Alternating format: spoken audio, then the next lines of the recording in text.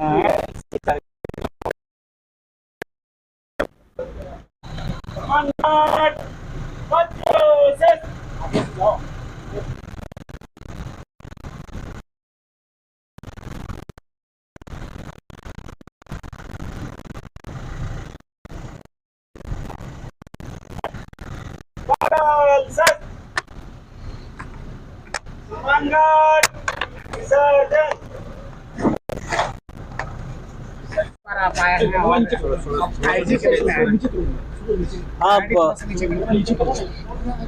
बोले क्या?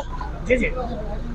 आप जो शासन द्वारा जो निर्णय लिया गया है और मुझे यहाँ पे नियुक्ति की गई है पुलिस महानिरीक्षक के तौर पे, तो उसी का चार्ज लेने आया था। और मुझे काफ़ी खुशी इसलिए भी है कि मैं विकास जी से चार्ज ले रहा हूँ। विकास जी मेरे साथ में एएसपी थे वहाँ पे फारबिसगंज में, जब मैं अररिया का एसपी था। और काफ़ी पुरानी यादें यहाँ पे ताज़ा हो गई। काफ़ी अच्छा अधिकारी थे और मुझे तो कोई डाउट नहीं कि इन्होंने प्रशासन और सब कुछ अच्छे से संभाला होगा। बस उसी को आगे कैरी ऑन करना है मुझे। और उपेन भी मेरे साथ, जो एसपी पूर्णिया है, ये काम सहरसा में एसपी के तौर पे काम किया है। तो मुझे लगता है कि वो कोई दिक्कत होने वाली नहीं है। कोई कुछ नया करने की चीज़ है नहीं है। जो अभी लीगेसी चल रही है उसी को आगे बढ़ाने की ज़रूरत है।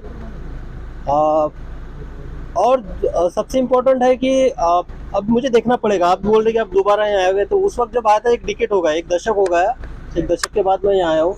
तो हर जिला का क्राइम का पैटर्न देखना पड़ेगा। क्राइम पैटर्न के साथ साथ नए जो ट्रेंड्स है क्राइम्स के, वो देखने पड़ेंगे। कुछ नए क्रिमिनल्स के गैंग्स कुछ यहाँ पे आए के, वो देखने पड़ेंगे। तो अब डिस्ट्रिक्ट वाइज में जाऊँगा और वहाँ पे मीटिंग के बाद सारी चीज़ें क्लियर हो जाएगी। कटिहार के एसपी जितेंद्र भी आया है साथ में, उससे भी डिस्कस हो रहा था स्पेशली दियारा के इशू के बारे में, और जो वहाँ पे लास्ट ईयर कुछ घटनाएं हो गई उस संबंध में। तो समय के साथ सारी चीज़ें होगी। आपको कुछ सवाल है तो पूछ सकते हैं। सर, आपकी कार्यशैली से कुछ अलग रही है, आगे क्या प्रायोरिटी होगी? नहीं, मैं हमेशा, जो संस्था होती है हमारी, एक संस्था का जो एक पिरामिड होता है, हायरार्की जो होती है, उसमें बिलीव करता हूँ। और एसपी की जो एक है, पुलिस अधीक्षक एक संस्था है, एसडीपीओ भी एक संस्था है, थाना का जो थानेदार होता है वो भी एक संस्था है। तो हमेशा मेरा फोकस रहा है कि उस संस्था को स्ट्रेंथन करना, उसको ताकत देना। तो जो मेन जिला का काम जो crime control and law and order का है, वो एसपी के जिम्मे रहता है। तो मेरी यहाँ पे यह भूमिका रहेगी कि मैं एसपी के साथ खड़ा दिखूँ, उनको गाइडेंस दूँ, और एक अभिभावक की तरह उसको जो दिशा निर्देश है उसके अकॉर्डिंग उसको समय समय पे अवगत कराऊँ।